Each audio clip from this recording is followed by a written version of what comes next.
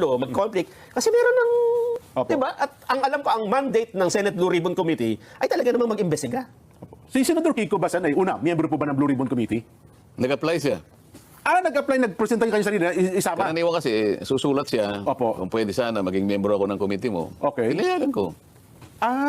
Okay. So, technically, miyembro siya ng Miyembro Blue siya. Ribbon Committee. Oo. So, ano po ang gusto niya palabasin dito? Miyembro pala siya ng Blue Ribbon Committee, nagsusuwestiyon siya ngayon ng isang... Anong tanong mo? Anong gusto niya nga? Ano gusto niya palabasin dito? Di ba? Hindi mo alam kung anong gusto niya palabasin? Hindi, kasi miyembro siya, tapos nagsasuggest siya ng bumuo pa ng isang bukod na grupo na mag-iimbestiga. Oo. Same subject matter. Oo. Ano po ang gusto niya palabasin dito? Iniinsulto niya ako. Aba, kung Good day everyone! Welcome to Senscape again. And for today, ang isi-share ko sa inyo ay yung napanood kong video dito sa ganang mamamayan ni Senator Marcoleta. At ito, may nalaman ako dito.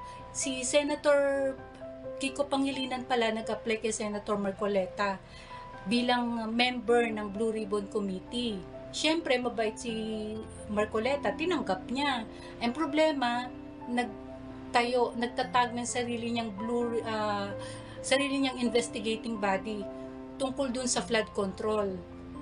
At nakikisakay talaga sila dito sa controversial na topic, na issue ng bayan. At eto pa, si Senator Lacson, di ba, siya nag-investigate din sa Senado. Ang nakakapagtaka kasi, bakit sila nakikisabay? May sarili naman silang committee. Hawak naman yan ni Senator Marcoleta. Bakit sumasabay sila sa investigation? Gaya ni Senator Pangilinan, ang committee niya, di ba, yung agriculture, maraming problema sa agriculture. Bakit hindi yun ang harapin niya? Bakit nakikisawsaw siya dito sa flood control? At parang nakikipagkompetensya sila. Nakakahiya, syempre. Konting kay Senator Marcoleta, hawak niya yun eh. Di ba?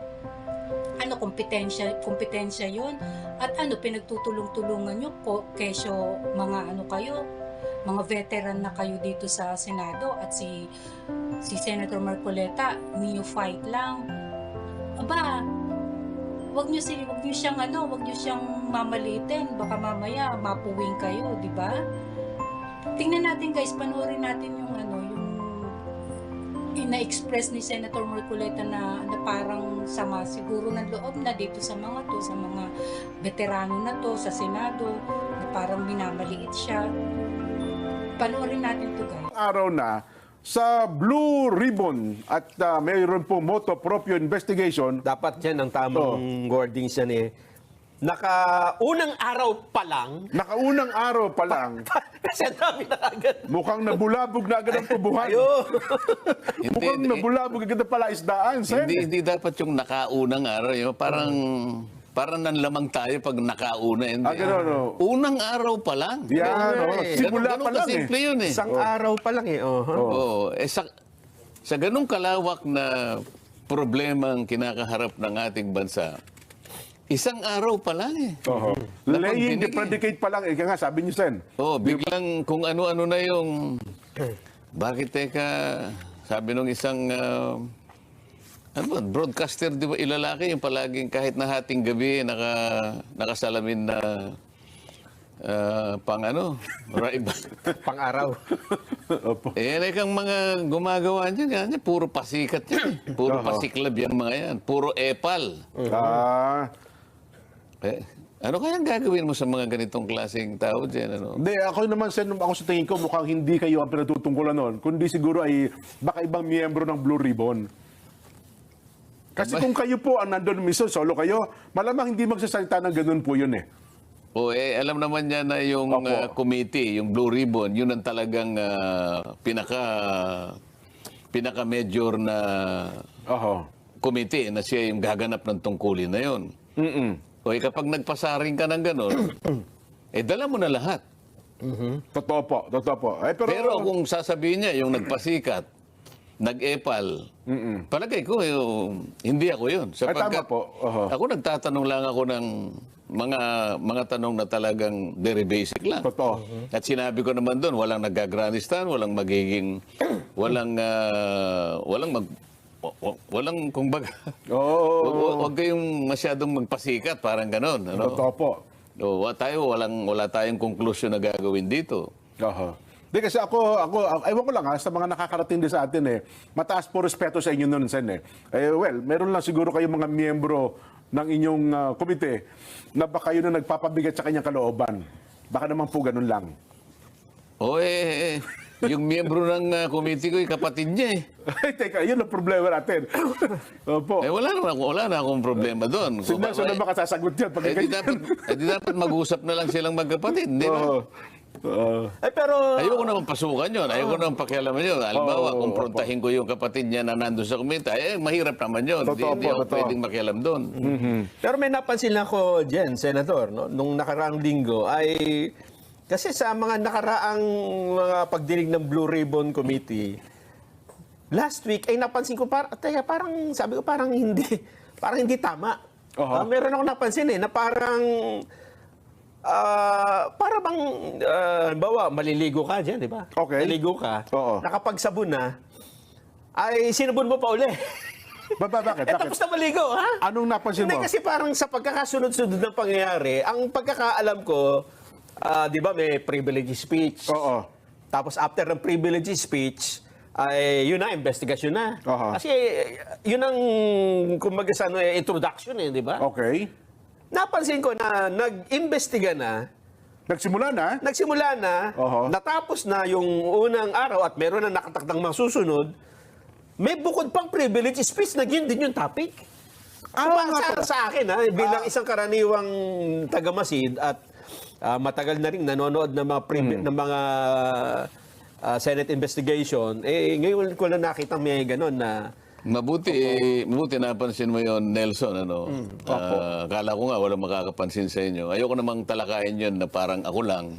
Baka akala na, baka isipin pa nila kung Parang kayo pa namumuna kung anong motivation. Pero sa rules pa pag-usapan natin, walang ibig sabihin ano pa man. Sa rules ba, pwede pa ba yan sa rules ng Senado? Sa tuntunin ng Senado kasi kapag ang isang bagay, ang isang subject matter ay natalakay na, lalo na yon, isang major committee, yung Blue Ribbon, bawal na yung gagawa ka pa ng sarili mong pagpapahayag. Lalong-lalo na kung doon sa pagpapahayag mo, parang uulitin mo yung mga bagay na dapat sana doon na ihayag doon sa naunang pagtalakay. Parang may sarili kang expose, may sarili kang version. Oo. Hindi dapat na ginawa pa yon. Kumbaga, kalabisan na yon. Sa tuntunin kasi, bawal na yon. Okay. Kaya lang, pinayagan din. May pagka-liberal naman sa Pero kung susundin mo talaga yung tuntunin, hindi akma yun. Ayun. Dapat sana ay sumama na lamang siya doon sa komite. Opo. Kahit naman hindi ka miyembro ron, pwede ka namang magtanong.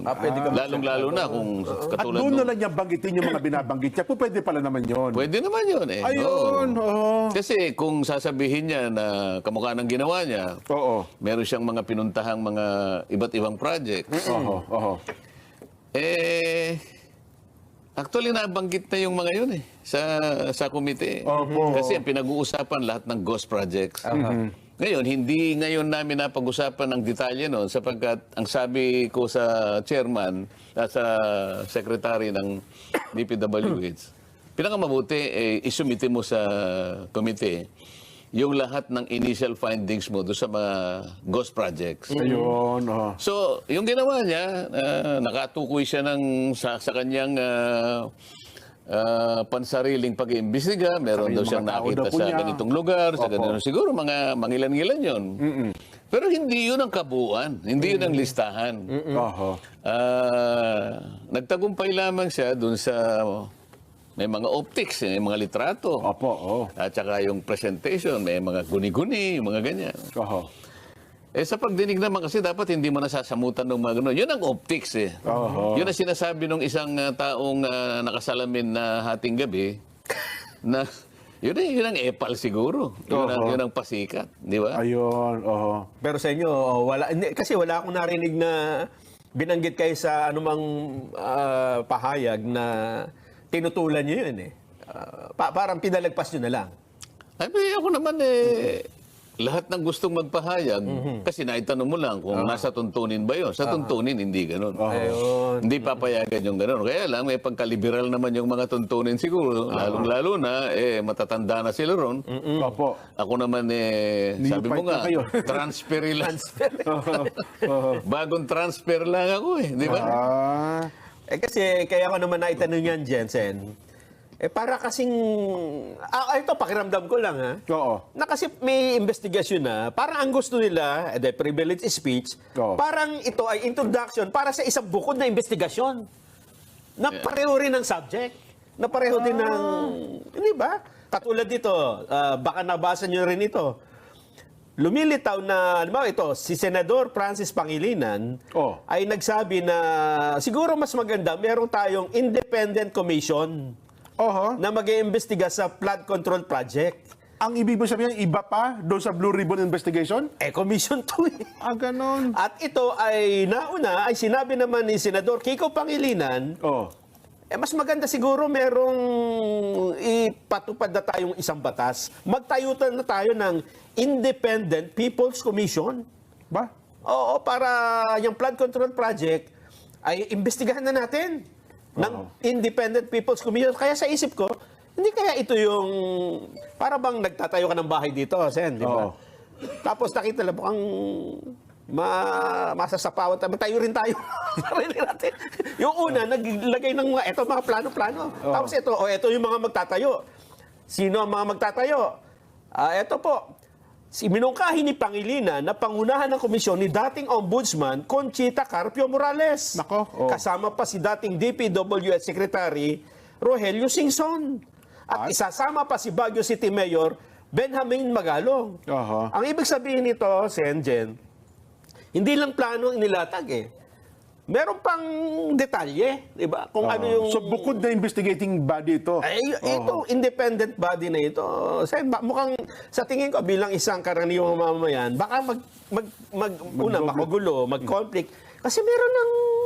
Opo. Di ba? At ang alam ko, ang mandate ng Senate Blue Ribbon Committee ay talaga namang mag-imbestiga. Si Senador Kiko Basan ay, miyembro po ba ng Blue Ribbon Committee? Nag-apply siya. Nag-apply, nag-presenta yung kanyang sarili na isama. Karaniwan kasi, susulat siya. Opo. Kung pwede sana, maging miyembro ako ng committee mo. Okay. Pinayagan ko. Okay. So, technically, miyembro siya ng Miyembro Blue siya. Ribbon Committee. Oo. So, ano po ang gusto niya palabasin dito? Miyembro pala siya ng Blue Ribbon Committee, nagsusuwestiyon siya ngayon ng isang... Anong tanong mo? Anong gusto niya nga mo? Ano gusto niya palabasin dito? Di ba? Hindi mo alam kung anong gusto niya palabasin? Hindi, kasi miyembro siya, tapos nagsasuggest siya ng bumuo pa ng isang bukod na grupo na mag-iimbestiga. Oo. Same subject matter. Oo. Ano po ang gusto niya palabasin dito? Iniinsulto niya ako. Kung ganyan, Sen, kung halimbawa ako, hindi naman ako miyembro ng Blue Ribbon Committee bilang isang mamamayan, pwede ka bang sabihin sa kanya na, Senador Kiko, baka pwedeng bumitaw ka na sa Blue Ribbon Committee? Kasi kung chairman kayo, Parang inaamin niya na hindi niya kaya eh. saka wala siyang tiwala sa committee. Ayun pa, yun Hindi, po. manawagan ka. Ayun, Baka nakikinig siya. Baka nakikinig po kayo, Madam Sharon Cuneta. Pakikausap nyo naman po si Senador Kiko Pangilinan. Bako po pwede mapakiusapan mo, bakit mo naman meminosen yung Blue Ribbon Committee sa pangunguna po ni Chairman Rodante Marcoleta, nabubuo pa ng isang komite, baka pwede yung sabihin nyo, magbitaw ka na lang dyan sa Blue Ribbon Committee, umalis ka dyan, para hindi naman hindi nakakasira, nakakainsulto yung ginawa mo. Tama ka dahil unang araw pa lang eh, di ba? Parang Yun na nga. first day of class, sinabi mo na ayaw ko sa classmate ko. Di ba, Sen, sa tingin niyo po, kayo po bilang chairman, Ayun nga, sinabi ko sa iyo. Ako, ang pagkakaintindi ko dyan, iniinsulto niya ako eh. Ako naman, ayaw kong iniinsulto ako. Opo, Kaya kung gusto niya akong palitan, magpresenta siya. na chairman ng Blue Ribbon Oo, at Committee. pakita niya na mas marunong siyang gumawa ng mandatong itinalaga sa committee na yan. Hindi, yung punto na yan, Sen, baka malabo pa, baka ayawan ng taong bayan yan eh.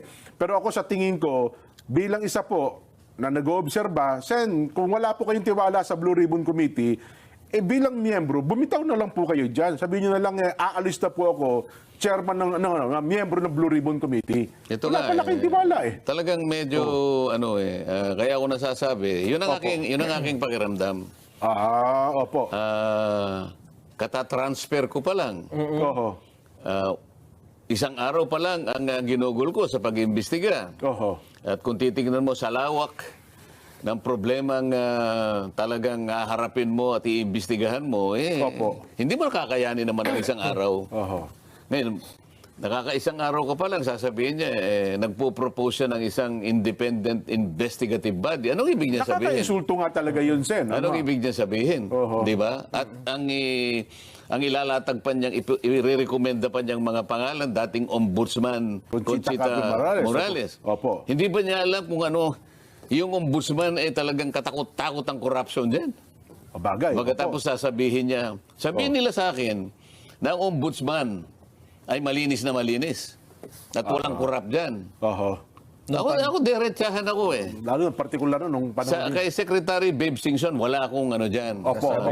Hindi ko naman talaga siya kakilala. Maaring makakagawa siya ng mabuti rin para sa bansa. Kaya lang, pare-pareho silang naglingkod sa panahon ni dating Pangulong Pinoy eh. Oho. Kung kulay ang pag-uusapan dito, puro yelo na naman yan eh. Pero ako naman siguro, Sen, in fairness, doon sa tatlong nabanggit, baka naman walang kinalaman doon sa panukala ni Senador Kiko. Di ba? Nabanggit lang yung pangalan, pinupropose niya eh. Ang talagang una best dito na, well, sabi niyo nga, nakaka-insulto talaga, yung Senador Kiko Pangilinan.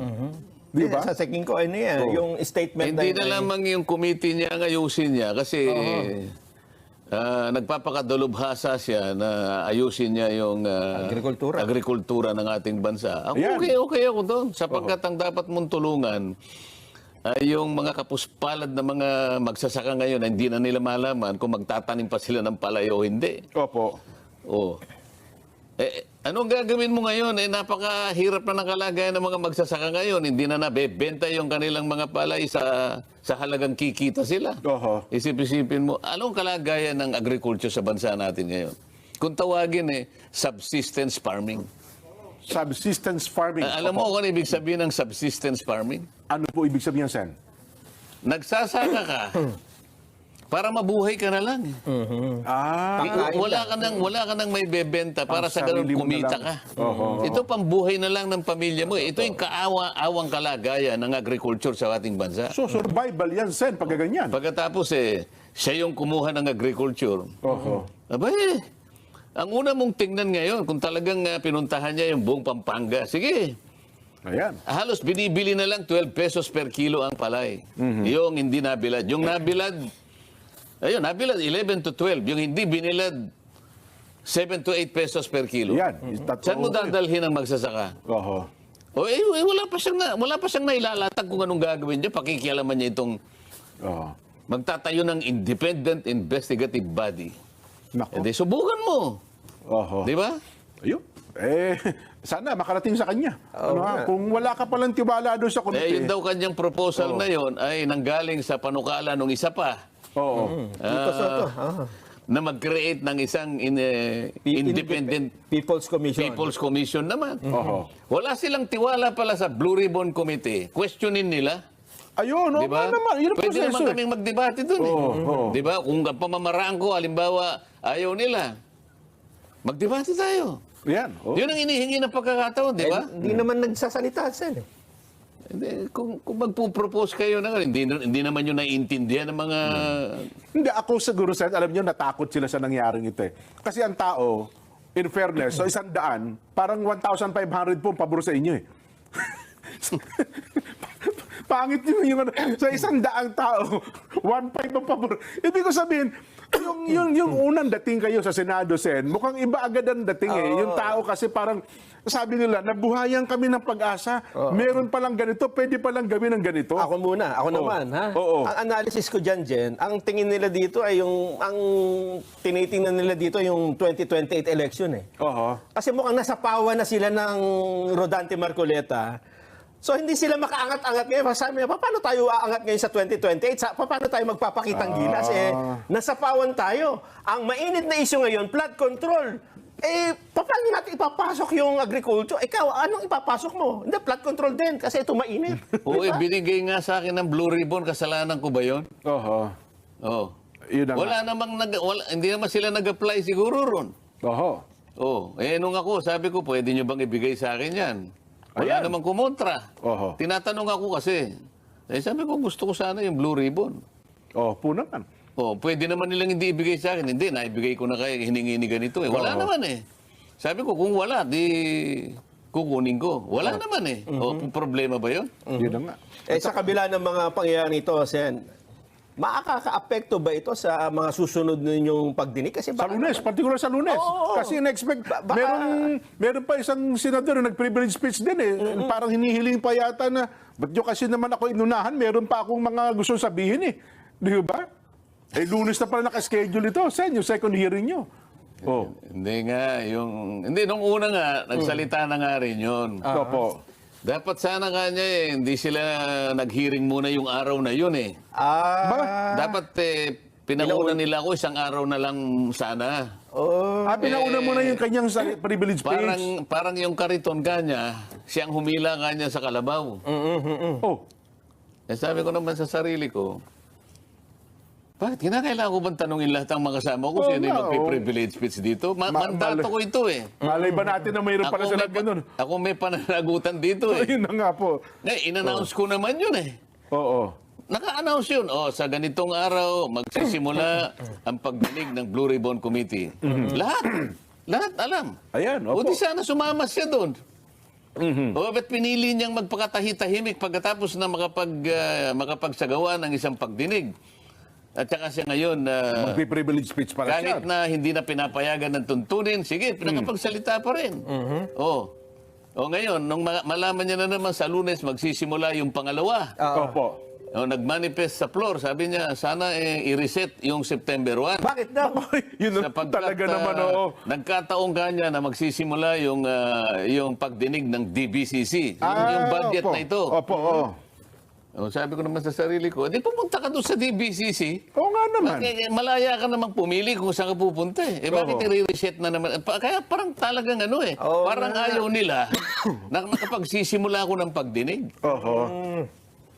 Kasi mukhang nakikita nila, Sen. May tinatanong ka kanina, Oo. maapektuhan ka ba? Ngam? Yun yung sinasabi ko dahil kasi kung minsan may mga pangyayaring ganyan na Baka mawalan ka ng loob. Oo, out of focus eh. puro kumbaga pinagtulong-tulungan ka ng mga lumang class, mga old-timer eh. Pinagtulong-tulungan na ako sa House of Representatives eh.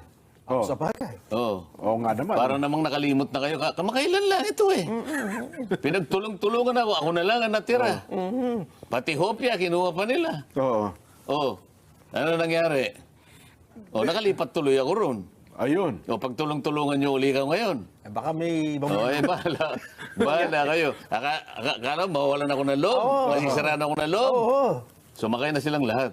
Nako. Ba? Hindi kasi ngayon, Sen, alam nyo, hindi lamang yan. May mga panukala. Hindi ako kasi, ito Opo. yung mandato ko eh. Kung ano yung Opo. nalalaman kong tama na gagawin ko, magmula noon hanggang ngayon, palaging ganito yung akin patakaran. Oho. Nako. Ngayon pala, Sen, hindi lamang yung panukala na yan kasi meron na po ngayon TRICOM. Lunes kayo, Martes, magkakaroon sila ng investigation. BIR, may investigation na rin. DPWH, meron na rin. Customs, meron na rin. DTI, meron na rin. Yung barangay na lang yata ang... Pati ata barangay, meron na rin. Kung may barangay clearance. Ang Malacanang, meron na rin po. Lifestyle check Tingnan naman. mo ngayon, tingnan mo ngayon. Opo. Bakit na-inspire sila ngayon lahat? Sa araw. Isang araw pa lang eh. Yun na lang po. Hindi nyo pa nahalata, isang araw pa lang. Ah. Lahat na sila magsasagawa Lahat ng na investigasyon. mag-iimbestiga, oh. Pati DepDep, yung yung kay Balisacan, di ba? Oh. Oh, hari nawa na makagawa sila. Pati ho ngayon ang Department of Budget and Management ay nag-iimbestiga na rin ng mga projects na ito. So, ang ibig nila sabihin, total, nagsisimula na kami. Ikaw, Blue Ribbon, huminto ka na, ganun ba? Parang ganun po ang mensahe, Sen. Kasi ang Blue Ribbon, parang gusto nyo sabihin sa taong bayan, oy, Blue Ribbon, preno ka muna. Pwede bang ito muna ang bigyan natin ng pagkakataon? Yung nga isa sinabi, No. wag muna kayong magano. I-reschedule nyo na ako muna. Parang ganon, Sen eh. No, nakikipag-agawan sila ngayon. Yun na nga po. Ba, talaga yatang... Hinahamon. Oo, di ba? Hindi sila nag-aamon, nakikipag-ano siguro sila. Paligsahan. Nakikipagpaligsahan. May competition na, di ba?